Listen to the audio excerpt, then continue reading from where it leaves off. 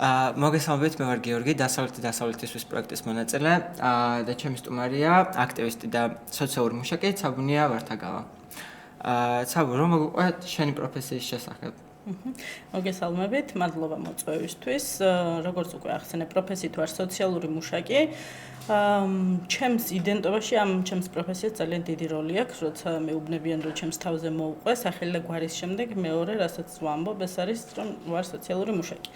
აქამდე ითვლებოდა, რომ სოციალური მუშაობა იყო პროფესია, რომელიც უბრალოდ დაფუძნებული იყო სხვა სამეცნიერო დისციპლინებზე, თუმცა დაგროვილმა გამოცდილებამ, მათ შორის კვლევებმა და სხვა მეცნიერულმა თემებმა ცხადყო ის, რომ სოციალური მუშაობა უბრალოდ პროფესია არ არის, ეს არის მეცნიერება და ამ მეცნიერებაზე დაფუძნებული პროფესია.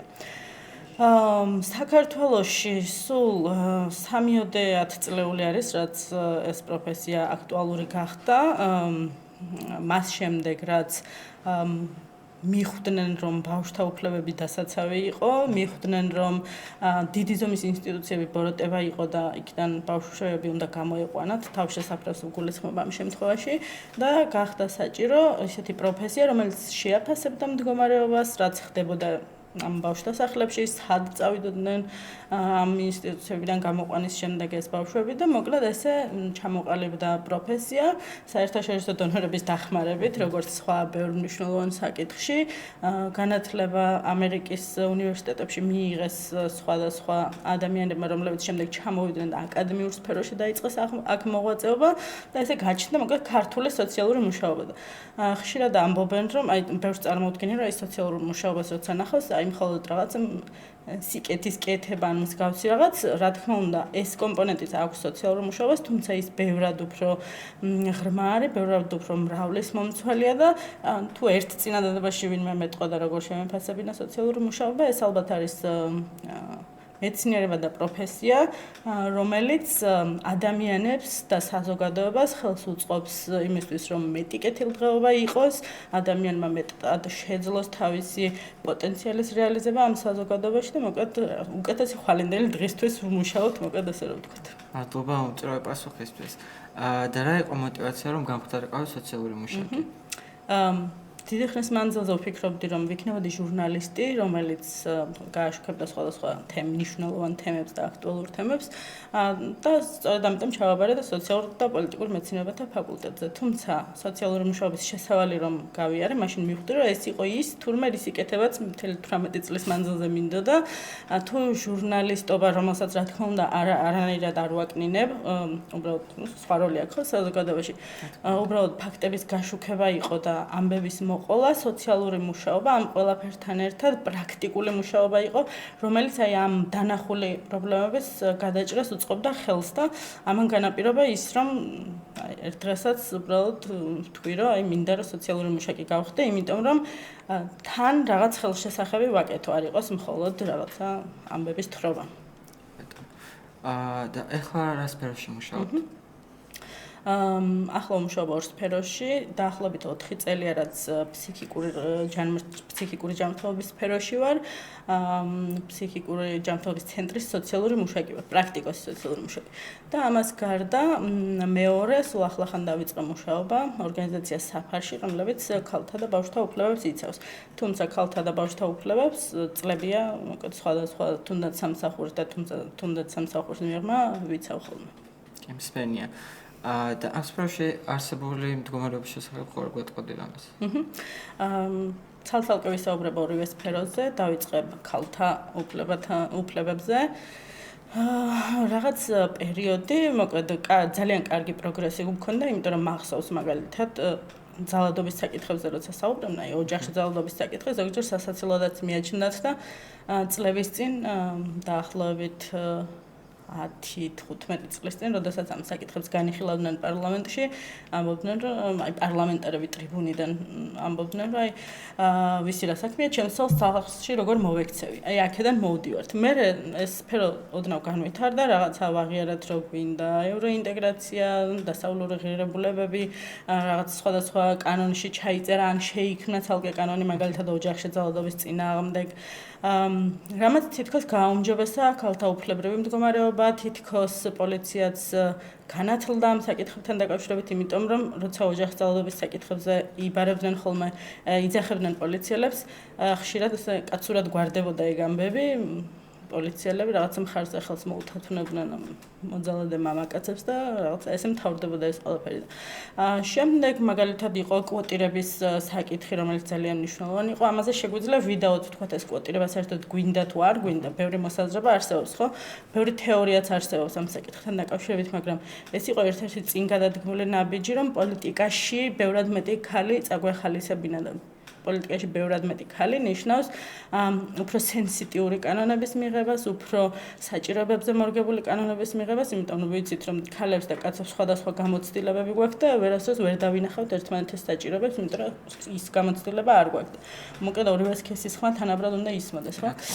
თუმცა ბოლო პერიოდში ვნახეთ ჩვენ და სამწუხაროდ რეგრესი, მაშინ როდესაც ხელისუფლებამ უარი თქვა ევროინტეგრაციაზე, ვნახეთ იქ პოლიციის მხრიდან ძალადობა ქალებზე, კაცებზე აღარ აქვს უკვე ხომ მნიშვნელობა ამ ყველაფერს, ვნახეთ კვოტირების ჩანაწერის გაუქმება ასევე და მოკლედ აი ახლა შემიძლია ვთქვა, რომ ცოტა უფრო რეგრესისკენ წავედით, თუმცა ერთი პერიოდი გვქონდა, როდესაც ძალიან კარგი პროგრესი გვქონდა ნამდვილად. რაც შეეხება ფსიქიკური ჯანმრთელობის სფეროს, ერთ-ერთი ყველაზე პრობლემური სფეროა, მე თუ მკითხავთ, ძალიან ბევრ სხვა თემაზე მიმუშავია და ყველაზე მეტი გამოწვევა აქ არის დაგროვილი, იმიტომ რომ ჯერ კიდევ სახელმწიფო მიუხედავად იმისა, რომ დეკლარირებულად ამბობს, რომ ადამიანის უფლებებს იცავს, მიუხედავად იმისა, რომ ამბობს, რომ ჯანმრთელობა არ არის მხოლოდ, ვთქვათ, სამედიცინო რაღაც პრობლემის ქონა ან არ ქონა, ხო? მაინც ვხედავთ, რომ ძირითადად სახელმწიფო ორიენტირებულია მხოლოდ მედიკამენტების სერვისი. აი, ჩანასახში არსებობს თემზე დაფუძნებული პრაქტიკა, რომელიც მოიაზრებს იმას, რომ ადამიანებმა ჯანდაცვის სერვისები უნდა მიიღონ იქ, სადაც ცხოვრობენ მათთვის ბუნებრივ გარემოში. თუმცა ჩანასახში არის ეს ყველაფერი, როგორც უკვე ვახსენე, ძალიან დიდი პრობლემა არის ადამიანის უფლებების კუთხით, სახალხო დამცველის ანგარიშს თუ გადავხედავთ წლების მიხედვით, ეს მდგომარეობა არ უმჯობესდება და როგორც ყველა დანარჩენში, აქაც ძალიან დიდი როლი ჰქონდა საერთაშორისო ორგანიზაციებს, რომლებიც მხარს გვიჭერდნენ თუნდაც ჩემი პროფესიის მქონე ადამიანებს პროფესიულ გადამზადებაში, თუნდაც იმაში, რომ რაღაც სერვისები შემოსულიყო, დახვეწილიყო ფინანსურადაც, ადამიანური რესურსებითაც, მოკლედ ეს ყველაფერი ხდებოდა და ეხლა კიდევ უფრო ბუნდოვანი არის ეს მდგომარეობა, იმიტომ რომ არ ვიცით როგორი იქნება მათი მხრიდან მხარდაჭერა. ამიტომ მოკლედ აქაც საკმაოდ პრობლემა არის. და რა უნდა გაკეთდეს ამ გამოწვევების დასაძლევად? ხო, პირველ რიგში უნდა შეწყდეს ფასადურობა, მე თუ მკითხავთ. იმ სფეროში, რაზეც ცვლილებებს ვახორციელებთ, პროფესიონალებს უნდა მიეცეთ საქმის კეთების საშუალება. განსაკუთრებით პრაქტიკოს ადამიანებს, ვინც უბრალოდ უნივერსიტეტში კი არის სწავლა, თეორიულად რაღაც განყენებულად და სასათბურე პირობებში როგორ ხდება ეს ყველაფერი, უნდა მიეცეთ საშუალება იმ ადამიანებს, ვინც პრაქტიკაში იცის როგორ კეთდება ეს ყველაფერი, აქვს გამოცდილება, კარგად იცნობს იმ სფეროს, ესეთ ადამიანებს უნდა მიეცეთ საქმის კეთების საშუალება. რა თქმა უნდა, სახელმწიფომ უნდა გაიაზროს, რომ ადამიანების უფლების დაცვა არის მნიშვნელოვანი დაცვაზე ხელმისაწვდომობა არის მნიშვნელოვანი, სხვადასხვა სისტემებმა უნდა იმუშაონ გამართულად, ერთმანეთთან შეთანხმებულად, რაც ასევე მნიშვნელოვანია. ხო და ეს სერვისები თან უნდა იყოს უწყვეტი, რომ აი ადამიანს დავეხმარე, მოვჭი, ანუ რაღაცა პრობლემა თუ არის, უწყვეტად უნდა მოხდეს ამ პრობლემის მოგვარება. ამაზე შეგვიძლია ძალიან ბევრი ვისაუბროთ, თუმცა ხო, ესეთი საკითხია, რომ ძალიან დიდი დროს მოითხოვს, რომ ამოვწუროთ. და რა როლი აქვს სოციალურ მუშაკებს ადამიანის უფლებებზე, თანასწორობაზე და კეთილდღეობაზე? სოციალური მუშაობა, როგორც უკვე ვახსენე, სოციალური მუშაობა უკვე თვითონ მოიაზრებს ადამიანის უფლების, ღირსების დაცვას, მისი უნარების რეალიზაციას და მსგავს რაღაცებს. რა თქმა უნდა, სოციალური მუშაკის როლი ამ მხრივაც ძალიან მნიშვნელოვანია, თან სხვადასხვა დონეზე. სოციალური მუშაობა შეიძლება მიკროდონეზე მოხდეს, ან საშუალო ეგრეთ წოდებულ მეზოდონეზე და მაკროდონეზე, ანუ პოლიტიკის დონეზე. რეგიონის და ცენტრის სპეციფიკა სოციალურ მუშაობაშიც განსხვავდება ისევე როგორც ყველა სხვა სფეროში, სამწუხაროდ ასეა. ცენტრში მცხოვრებ ადამიანს აი ეს მინიმალური რესურსები, ისედაც რაც წინა კითხვისას ვახსენე, ხო ისედაც მინიმალურია რაღაც სერვისები, რომელიც შეიძლება ადამიანებს მიაწვდინო. რეგიონში კიდევ უფრო ცოტავდება ხოლმე ეს სერვისი. ნაკლებად არის ხელმისაწვდომი, იმიტომ რომ მთელი ქვეყანა, ყველა სერვისი რატომღაც არის ცენტრალიზებული და ესე ზოგჯერ შიშველი ხელებითაც კი უწევთ სოციალურ მუშაკებს ამ ყველაფრისთვის ბრძოლა. და გარდა პროფესიისა, სხვადასხვა აქტივობებშიც ხართ ჩართული და ორი სიტყვით რომ მოგვიყვეთ ამაზე. მას შემდეგ რაც განათლება მივიღე, დავბრუნდი რეგიონში და იმის შემდეგ აქ ვარ და არც მიფიქრე რომ ცენტრში უნდა დავრჩენელი ვიყავი ან შემდეგ დავბრუნებულიყავი. ვთვლი რომ აქ ბევრად მეტი საქმეა საკეთებელი, ბევრად მეტი გამოწვევა, რომელიც უნდა დაიძლიოს, რა თქმა უნდა, როგორც სოციალური მუშაობის მხრივ, ასევე ზოგადად. სწორედ ამიტომ ვარ აქტივისტი, რომელიც რეგიონში ვარ და ჩემი ხმით ჩემი ენერგიით ვცდილობ უკეთესი გავხადო ის გარემო, სადაც ვარ. აი ამ წუთას მაგალითად უწყვეტი აქციები გვაქვს, პროევროპული აქციები. ამას გარდა სხვადასხვა პროექტებს ვახორციელებთ ხოლმე მეგობრებთან ერთად, ახალგაზრდებთანზე ორიენტირებულ პროექტებს, რომლებიც საშუალებას მისცემს რეგიონში მცხოვრებ ახალგაზრდებს, რომ ადგილზე დარჩნენ.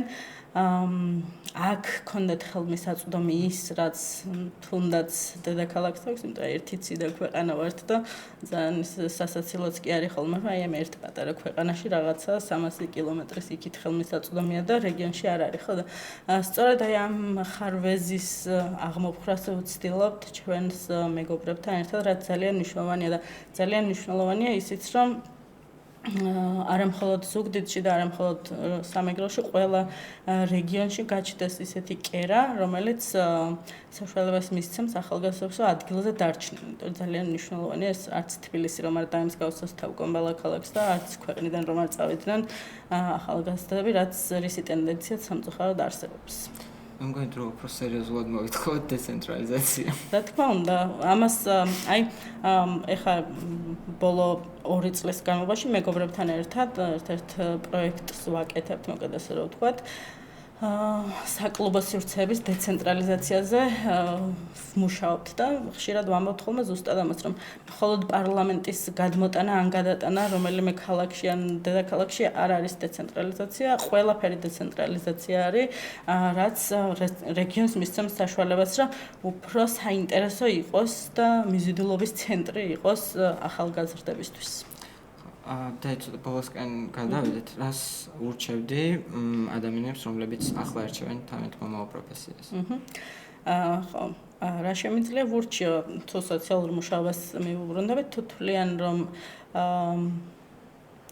ადამიანის მხარდაჭერა მათთვის მნიშვნელოვანია, თუ თვლიან რომ ხელშესახების საქმე უნდა აკეთონ, რომელიც თქვათ სხვა ადამიანების ცხოვრებას შეცვლის კარგისკენ, რა თქმა უნდა, მაშინ შეუძლიათ აირჩიონ სოციალური მუშაობა, მაგრამ თუ მაგალითად გამდიდრება უნდათ ამ პროფესიაზე არ იფიქრე.